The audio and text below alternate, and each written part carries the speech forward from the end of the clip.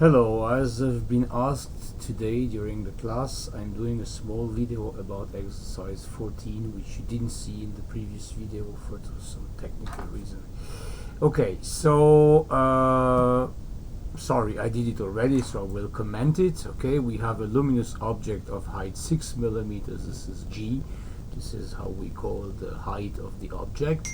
And then it sits at 50 millimeters from the lens, so this is P, 50 millimeters, and then we have a focal distance of -75, which indicates that it's a diverging lens. Indeed, it's a diverging lens. Okay, and now let's do the construction. What's the scale? Well, the scale is 1:1. Okay, with dimensions like that you don't need to take a special scale. So we draw an optical axis, we draw the lens, and then we place the focal point at a distance of 75 millimeters, the other focal point, and then we place the object at 50 millimeters from the lens. This is the object, it's 6 millimeters high, and once you have this, you draw your two light rays, the one which goes parallel to the optical axis, and in a divergent lens it's going to be refracted in the direction given by the focal point, which is here. Okay, and we are going to construct another principal ray, this one, which passes through the center. We have an intersection here. We have an intersection between one light ray and one construction line, which is not a light ray. Okay, so you cannot project any image here. This image, you can only see it when you are here, because your eyes, they see the light ray coming from that direction, so they think, I mean, your brain thinks that the image is coming from here, and that's why you see it here. Okay, so now we have determined the position of the image. The image is at a distance of 32 millimeters from the lens, or 31, yeah, 31. And I will take this to be negative, but we will get back to that in a moment. And the G prime is the height of the image, and if you measure it, it's 6 millimeters. It's 4 millimeters. Okay. Now, before we go on to check the law of lenses, I would like to give you a small compliment about how we attribute signs to these parameters f, p, p prime, g, g prime, because in the case of a convergent lens it's very easy, everybody's positive, but in the case of a divergent lens it changes. Okay, so let me give you a little addendum by filling up this table, which I advise you to copy. Okay, so what do we have here? We have the focal distance, the distance between the object and the lens, the height of the object, the distance between the lens and the image, and the height of the image. Okay, and now we are going to look at different aspects of these optics. We are going to look at the type of lens, at the type of object, and at the type of image. First of all, type of lens. Okay, where's the red one? Ugh, sorry. If we have a convergent lens, the focal distance is positive. If we have a divergent type of lens, the focal distance is negative. Okay. Now, the object. This is something you might find surprising. The object can either be real or virtual. This is something we didn't do. Okay, a real object is what you know. Okay, I can do an image of this pen, and this pen is a real object. But if what you can do in optics, if you have two lenses, is to project a virtual image.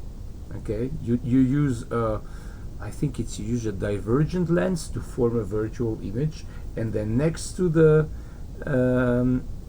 divergent lens you put a convergent one, and so you are able to form a visible image of this virtual object, which is the virtual image of a diverging lens.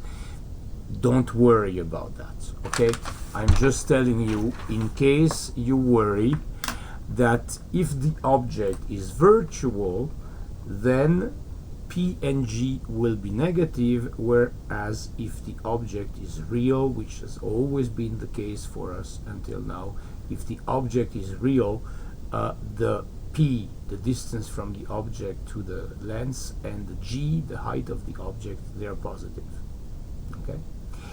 And now regarding the image, here you know, of course, that the image can be either real or virtual. If you have, sorry, I should have done that in red to be consistent. If you now have a real image, the distance of the image to the lens is taken positive, and the height of the image is taken positive.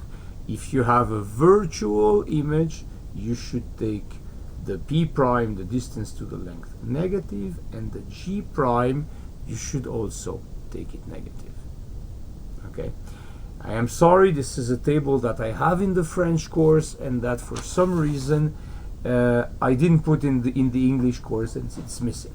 Okay, so now with this table in mind, let's go back to our problem and write down nicely with the good signs our P, P prime, G, G prime, etc.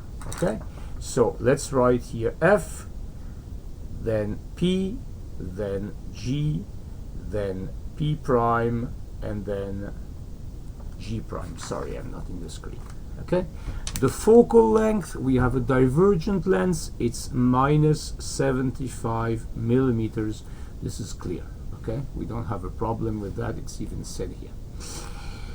The P, it's a real object, so the P is positive. Okay, indeed it was given positive here, it's 50 millimeters. The G, the height of the object, it's a real object, it's 6 millimeters, positive. Good.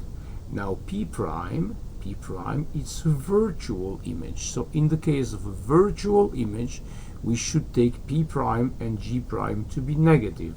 And this is consistent also with the fact that the image is on the opposite side of the lens with respect to the case of the real image. Okay, so this distance here, which we measured as 31 millimeters, we will take it to be minus 31 millimeters. P prime is minus 31 millimeters, and G prime, the height of the object, and this I didn't do it right the first time, G prime, we should also take it to be negative, so G prime will be minus 4 millimeters. And these are now the numerical values with which we are going to test the laws of lenses. Okay, and you will see that these signs compensate. First law of lenses, well, first law, the law of lenses, 1 over F is 1 over P plus 1 over P prime. Okay, let's put in our values.